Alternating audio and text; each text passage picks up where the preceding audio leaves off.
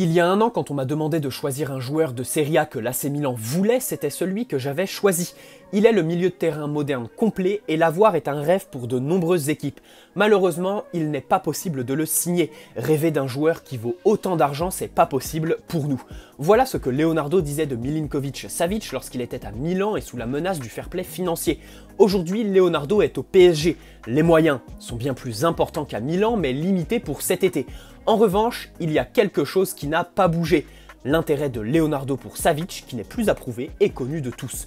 Maintenant, concrétiser cet intérêt est une toute autre affaire. Très compliquée, mais envisageable. Alors on va étudier cette hypothèse dans cette vidéo. Bienvenue. Et avant que la vidéo commence, je vous invite à rester jusqu'à la fin car Flip est de retour sur la chaîne un mois après notre dernière vidéo ensemble. Vous pouvez déjà aller checker sa chaîne YouTube en description. Il est de retour avec originalité et singularité. En Italie, les médias sont sur deux. Milinkovic-Savic va quitter la Lazio Rome, son club est ouvert à la discussion et attend pas moins de 80 millions d'euros pour tenter de négocier. Un prix très élevé qui sera difficilement négociable au vu de la concurrence sur le dossier, mais surtout au vu de l'intransigeance de la Lazio. On peut éventuellement imaginer une indemnité revue à la baisse, mais accompagnée de bonus activables et donc payables sur plusieurs mois ou années, qui repousseraient l'échéance du paiement total des 80 millions d'euros. Mais dans tous les cas, à moins que l'on vende très bien des mecs comme Draxler, Herrera, voire Paredes, il faudrait faire un all-in sur Savic, se limitant les marges de manœuvre pour renforcer la défense dans l'axe et à droite, sans oublier les numéros 2 de Navas et Icardi. Milinkovic-Savic est un excellent joueur, un milieu plus que complet capable de jouer dans plusieurs registres. Le premier constat très simple que l'on peut faire, c'est qu'il remplit parfaitement un des critères recherchés par le PSG cet été, la taille. En effet, Savic mesure 1m91. Son physique est impressionnant et est une partie intégrante de son jeu. Dans les airs, il est évident qu'il s'impose presque tout le temps. D'ailleurs, il remporte près de 4 duels aériens par match. De la sécurité dans les airs, Paris en a besoin. Son jeu de tête s'exprime aussi dans la surface de réparation. Reprendre des centres de n'importe quelle trajectoire, il sait faire. J'en ai déjà parlé dans plusieurs vidéos, mais je m'arrête vite fait sur les centres au PSG. Bernat centre, mais à ras de terre. Dagba et Kurzawa sont timorés pour le moment. On peut placer des espoirs en Kehrer qui a montré qu'il était capable de se projeter et se montrer décisif dans cet exercice contre Le Havre, mais c'est trop tôt pour en faire une valeur sûre. Et enfin, Meunier est parti. Et heureusement, le troisième poteau sera tranquille. Vous l'avez compris, je trouve qu'au PSG, on ne centre pas assez. En même temps, Cavani est parti. Et Neymar, Mbappé et Di Maria ne sont pas à l'aise dans ce domaine. Reste Icardi, qui s'est marqué avec n'importe quelle partie de son corps. Le centre est un circuit de balle primaire dans le foot. Au PSG, ne pas centrer témoigne d'un manque de variété dans les circuits qui nous a fait défaut par moment. Je suis persuadé qu'avec plus de centres, Icardi aurait encore plus marqué et sûrement pas eu le coup de mou qu'il a eu en janvier. Que ce soit pour les reprendre ou sur les seconds ballons, Icardi serait un vrai poison pour les adversaires. Encore plus lorsque tu joues en Ligue 1 contre des équipes qui t'attendent bas sur le terrain. Centrer est une option toujours viable contre un bloc bas. Donc oui, recruter un grand milieu apporterait beaucoup dans les airs, que ce soit sur des phases défensives, arrêtées ou sur des centres. Mais l'apport de Savic ne s'arrête pas là. On reste sur son physique qui lui permet d'avoir une protection de balle impeccable, tout comme l'orientation de son corps. Forcément, c'est difficile de le bouger et dans la conservation, avoir quelqu'un qui se faufile entre les adversaires, c'est bien, mais quand tu l'associes à un joueur qui ne bouge pas quand on le charge, c'est encore mieux. Arrive maintenant le point qui fait toute la différence. Savic est grand et imposant, mais ça ne l'empêche pas d'utiliser le ballon avec une palette technique très large et caractérisée par un excellent jeu de passe. En effet, Savic est un milieu qui se projette et qui projette le jeu de son équipe.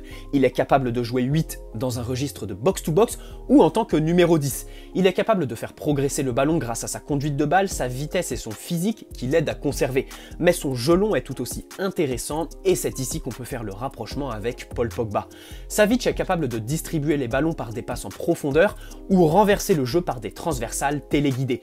Ici, force est de constater que Leandro Paredes a déjà cet apport au PSG. Mais à l'inverse de Paredes, Savic n'est pas un créateur qui joue bas pour contrôler le rythme et les remontées de balles. Il évolue plus haut et on peut l'utiliser en point d'appui au milieu.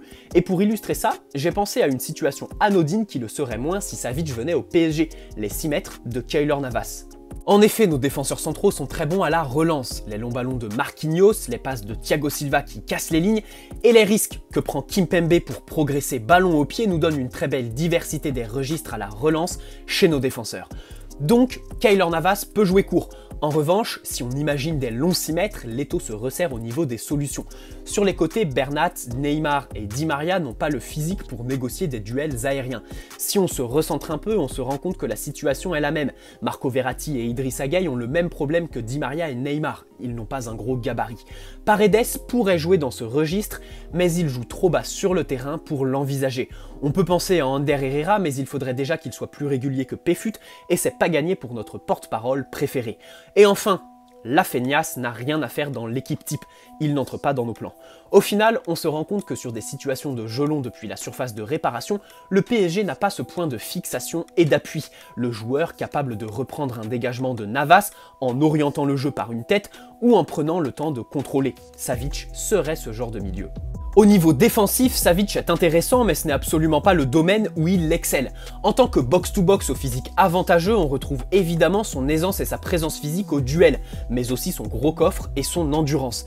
Savic n'est pas un milieu statique comme Paredes. Il est à l'aise dans une multitude de zones du terrain en fonction de la séquence de jeu. Et bien sûr, il enchaîne les courses entre l'attaque et plus bas sur le terrain.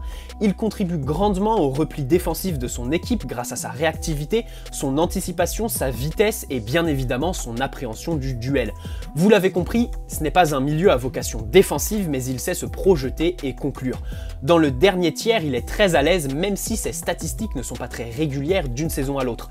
Il peut terminer une action grâce à sa frappe de balle, très puissante, mais il est aussi capable de distribuer les ballons et se montrer très dangereux pour l'adversaire dans les derniers mètres par sa justesse technique lorsqu'il faut trouver un partenaire. Pour résumer son profil en faisant le lien avec notre PSG, on peut dire que gratter les ballons n'est pas sa spécialité. Les distribuer est son rôle et il lui va à merveille. Maintenant, s'arrêter sur son profil pour envisager une arrivée à Paris, c'est assez limité. Vous le savez tous, le PSG joue en 4-4-2. D'ailleurs, j'en profite pour vous proposer une vidéo sur ce système, dites-moi si vous la voulez dans l'espace commentaire. Bien évidemment, le but de ce 4-4-2, c'est de faire jouer Neymar, Mbappé, Icardi et Di Maria ensemble. Derrière, c'est un double pivot qui est aligné, une nouveauté au PSG. Qu'on le veuille ou non, Verratti est intouchable et son statut ne bougera pas. Donc dans ce système, le recrutement doit être fait en fonction de Verratti selon moi. On sera obligé de traduire l'investissement effectué par un statut de titulaire en puissance. En gros, 80 millions d'euros pour jouer les seconds rôles, c'est inenvisageable. Donc dans un premier temps, on va imaginer un 4-4-2 avec un double pivot Verratti-Savic. À part si vous regardez les matchs avec vos pieds, vous savez tous que ce 4-4-2 manque d'équilibre et Verratti est bridé dans ce système. Le petit hibou doit couvrir les espaces laissés par les 4 de devant, ce qui fait passer sa créativité clairement au second plan. Et même si en termes de créativité, Verratti dans un double pivot ne sera jamais aussi libre qu'un Verratti relayeur, un joueur en soutien ne lui ferait que du bien. Ici, je parle d'un milieu à vocation défensive qui couvre la largeur du terrain et qui gratte des ballons en plus d'être présent au duel, que ce soit au sol ou dans les airs. Savic est présent au duel mais sûrement trop haut sur le terrain. Dans le 4-4-2 actuel, l'aligner avec Verratti serait se priver de deux talents certains, la créativité de Verratti et les capacités de projection de Savic. On peut aussi rajouter que les deux joueurs ne seraient pas très à l'aise, du moins pas dans des conditions optimales pour exprimer tout leur talent, c'est certain. En revanche, si on imagine un retour au 4-3-3 avec une pointe basse et deux relayeurs, imaginer Verratti et Savic devant une sentinelle, c'est plus qu'intéressant, mais pas forcément crédible. Certains sont sûrement du même avis que moi, c'est-à-dire en faveur d'un retour au 4-3-3, mais la réalité c'est que Tourelle n'y reviendra pas ou ne pourra pas y revenir tant que le 4-4-2 n'aura pas explosé en plein vol, ce qui est très compliqué à envisager puisque le coronavirus serait une circonstance atténuante d'un échec retentissant. Et second point sur lequel on peut revenir, le même qu'avec le 4-4-2, la question des priorités. En effet, si on retourne au 4-3-3, les promesses du duo Verratti-Gueye en relayeur pourront se concrétiser après s'être évaporées depuis la mise en place du double pivot. Donc Idrissa Gueye aurait sûrement une place de choix en tant que relayeur, surtout quand on sait que Tourelle l'apprécie. Mais derrière, Marquinhos va sûrement enfin s'installer en défense centrale et pérenniser ce positionnement. Paredes pourrait jouer dans cette position, mais pour le moment on ne peut pas se prononcer de manière très concrète. Au PSG, Paredes seul devant la défense, on l'a pas assez vu ou alors il était mauvais. Néanmoins, le registre qu'il a adopté depuis la reprise me plaît beaucoup. J'ai vraiment l'impression qu'il évolue plus bas qu'avant le confinement, et la différence entre son positionnement reculé et celui de son partenaire se ressent très clairement. Son apport à la construction n'est pas négligeable. Donc, au niveau tactique et pour Savic, il faudrait au minimum un retour au 4-3-3, au maximum une véritable sentinelle achetée au préalable, mais imaginez tout ça, c'est rêver trop grand. Et ce qui arrive pour délibérer et clôturer l'analyse, c'est bien évidemment l'aspect financier. La Lazio est très intransigeante, ce sera 80 millions d'euros et pas moins. Et Savic ne fera aucun forcing pour quitter son club. Il est bien, veut partir certes, mais a la possibilité de jouer la Ligue des Champions l'année prochaine dans une équipe et un projet très stable.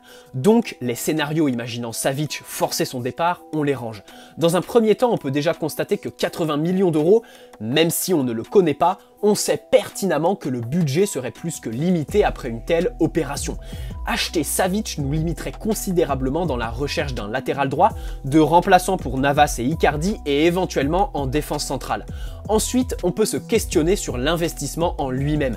Savic est un excellent joueur, un milieu très complet, mais qui n'a pas de référence au plus haut niveau. Pour 80 millions d'euros, j'espérerais quand même un peu d'expérience européenne. Avec Savic, c'est zéro. Au niveau tactique, une telle somme pour renforcer un système souvent déséquilibré parce que trop offensif avec un joueur qui est largement plus offensif que défensif, ce n'est pas très judicieux selon moi. Même si certes, Savic est aussi talentueux qu'imposant physiquement, en plus d'être jeune. On peut rappeler qu'il n'est pas encore au summum physique de sa carrière qui va arriver d'ici 2-3 ans. Pour conclure, et pour vous donner mon avis personnel, non, je ne mets pas 80 millions d'euros sur Savic cet été. Oui, c'est un excellent joueur qui vaut peut-être ce prix, mais qui n'a pas d'expérience ni le profil recherché pour renforcer le 4-4-2 actuel dans un PSG au budget limité et qui ne devrait pas faire de folie cet été. Savic en est une. Voilà pour ma part. Je vous laisse maintenant avec Flip, à toi de jouer. Yo l'équipe, je suis de retour sur la chaîne de Romain pour vous présenter mon nouveau style de montage. Bon, ça fait déjà un moment que je ne fais plus de vidéos comme sur notre dernier feed, du coup il y a déjà pas mal de nouvelles vidéos mieux montées sur ma chaîne. On se retrouve donc aujourd'hui pour analyser le cas Milinkovic-Savic, un dossier qui est constamment associé à Paris, mais est-il vraiment le milieu qu'il nous faut? C'est la question qu'on se pose dans cette nouvelle analyse.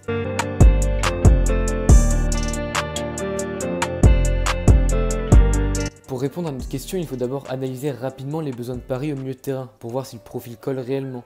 Le PSG cherche un numéro 6, une vraie sentinelle avec les caractéristiques suivantes. Un grand joueur, donc minimum 1,80 m, qui a un gros volume de jeu, qui enchaîne les courses et qui récupère un maximum de ballons. Je ne prendrai pas en compte dans cette vidéo le critère du système, donc malgré que Savic n'évolue pas dans un 4-4-2 à la Lazio, je mettrai ce critère de côté, car rien ne dit qu'il ne peut pas être excellent dans ce système, ou que Paris repassera en 4-3-3 la saison prochaine. Maintenant qu'on a posé ses bases, on peut analyser le profil du joueur. Je ne vais pas vous faire sa biographie, mais plutôt vous sortir 2-3 stats intéressantes pour l'évaluer. Savic, oui on va l'appeler Savic parce que répéter son nom serbe 30 fois dans la vidéo ça va être compliqué.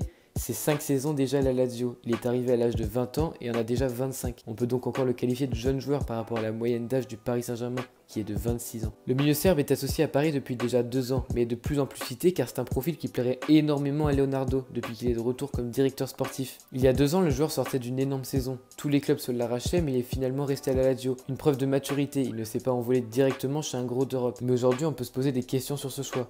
En effet, il sort d'une moins bonne saison malgré qu'il soit toujours aussi important pour son équipe, actuellement 4ème de Serie A. Beaucoup de clubs qui étaient sur le dossier ont abandonné la piste, un indice quant à la régression du joueur sur ces 2 saisons. Je ne dis pas qu'il est devenu mauvais, mais le crack pour lequel tous les cadres européens voulaient caler 120 millions d'euros n'attire plus autant les convoitises. Au niveau de ses caractéristiques, c'est un joueur régulier qui ne se blesse que rarement. Cette saison, c'est 36 matchs disputés sur 41 possibles, et c'est surtout 90% du temps en tant que titulaire. On parlait également de la taille qui était un élément important pour notre milieu parisien. Il mesure 1,91 m, c'est un monstre, aucun problème là-dessus, on tient une tour de contrôle. Malgré sa grande taille, il est aussi très technique, surtout au niveau de ses passes. Offensivement, il apporte beaucoup, ce n'est pas vraiment ce qu'on recherche quand on sait que Paredes le fait déjà très bien. Il a inscrit cette saison 6 buts et délivré 7 passes décisives. C'est toujours mieux que Verratti par exemple, auteur d'aucun but et de 6 passes décisives. Ensuite, si on prend ses stats défensifs, c'est un joueur qui ne récupère pas énormément, en moyenne seulement 1,2 ballons récupérés par match. Il tacle très peu aussi, en moyenne 2 tacles par match, mais c'est traite comme stat, en raison de sa taille élevée. Pour résumer, on a un grand milieu, c'est pas mal si tu veux l'aligner à côté du 1,65 m de Verratti. Offensivement, c'est un joueur clé qui délivre pas mal de passes intéressantes vers l'avant, il est décisif comme le ferait un Pogba. En revanche, on cherchait un numéro 6, un vrai milieu défensif, mais on voit clairement à ses stats que ce n'est pas le profil qu'on recherche. Je n'ai pas non plus parlé du prix, mais la Lazio n'est pas facile en affaires, ils restent fermes sur leurs 80 millions d'euros. Autant dire qu'à ce prix-là, aucun club ne s'alignera et le joueur restera à la Lazio pour jouer la Ligue des Champions la saison prochaine. Du côté de Paris, inutile selon moi de mettre autant sur Savic, ce n'est pas réellement le profil qu'on recherche, et 80 millions ça représenterait claquer tout notre budget pour ce mercato sur un joueur. Voilà mon analyse sur le dossier Savic. Encore merci à Romain pour cette confiance qu'il m'accorde en m'invitant encore sur sa chaîne. Si ma partie vous a plu, n'hésitez pas à venir vous abonner, je poste des analyses toutes les semaines sur ma chaîne. Bonne soirée à tous, et à bientôt pour une nouvelle vidéo sur le Paris Saint-Germain. Merci à toi pour ton passage sur la chaîne qui, je l'espère, vous aura plu. Bonne soirée à tous, allez Paris, ciao!